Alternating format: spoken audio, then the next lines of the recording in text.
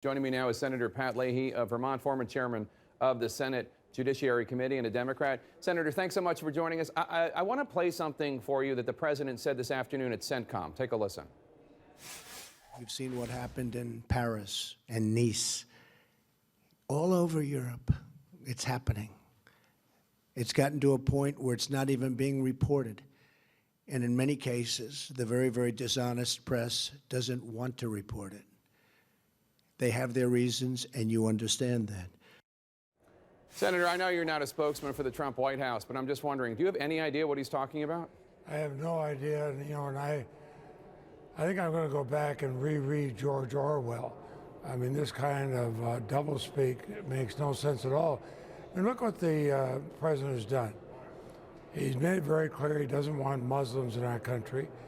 He issues an executive order that is so broad on its face, we could be blocking people from virtually any country, including just tourists coming into the United States. He tells a federal judge, or tells the country, well, this federal judge disagrees with me. He's obviously not a valid federal judge. He said the same thing about another judge who found that he had been involved in business dealings he should not have been involved in. In other words, if you agree with him, you're valid. If you disagree with him, you're invalid. And then he doubled down this weekend, basically equating Putin's Russia as a moral equivalency with the United States of America. I don't know how anybody, Republican or Democrat, could accept that.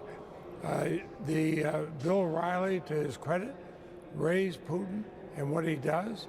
A man who's ordered assassinations, has had the members of the press assassinated, political rivals assassinated, has stolen tens of billions of dollars from his country, and he says that's equivalent to the United States? No, it is not. The tweet about Judge Robart, in which he called him a so-called judge, I've talked to people who defend Trump and say, look, this is just him insulting a judge. It's no big deal. You disagree? Oh, it's a huge deal. To use his words, it's a huge deal. And I'll tell you why. We have three branches of government.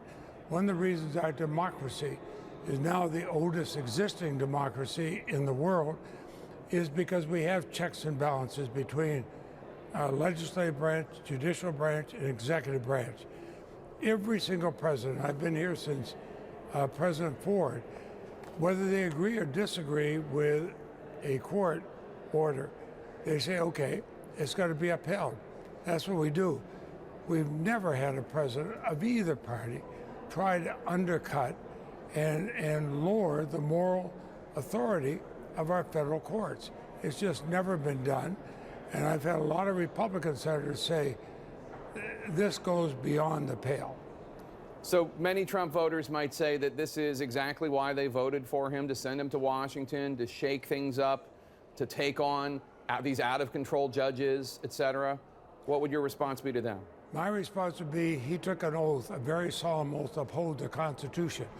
You don't uphold the Constitution by saying the courts are not valid. You're not upholding the Constitution when you say the murders and the bribery in Putin's Russia are the moral equivalent of the United States of America. That, I can't imagine anybody who would vote for a president to do that. So you say you're not voting for President Trump's nominee to be Attorney General, Senator Jeff Sessions. He was a state Attorney General. He's been a colleague of yours in the U.S. Senate for years. Surely you don't think he lacks the qualifications to be Attorney General? I think part of the qualifications is what will you do with the Attorney General? Remember, he was a man who voted against a very simple resolution that says we do not have a religious test in the United States. I was certainly proud to believe that. I thought everybody was. He voted against the Violence Against Women Act because we included Native Americans and immigrants in the LGBT community, as well as the sexual trafficking of children. It passed overwhelmingly in the Senate and the House. He thought it went too far. What do you want to hear from President Trump's Supreme Court pick, Judge Neil Gorsuch, who seems to have supporters, both Democrats and Republicans? I'll sit down and talk with him. I want to know how independent it'd be. I was worried about the way he was announced. The president did it like it was some kind of a game show. I'm flying in the 2 final contestants, and now open the door, and here's the one I picked. The Supreme Court is not a reality show. It's the U.S. Supreme Court. And you get especially troubled when he says that he picked the name from vetting done by right-wing organizations, many of them lobbying organizations, that they would tell the president whom he could pick. That's not the way we do it. I voted for a lot of judicial nominees of both Republicans and Democrats, from the Supreme Court down through. I voted for them thinking they would be independent, not beholden to some special lobbying group. All right, Senator Pat Leahy, Democrat of Vermont, thank you so much. Appreciate it, sir. Thank you.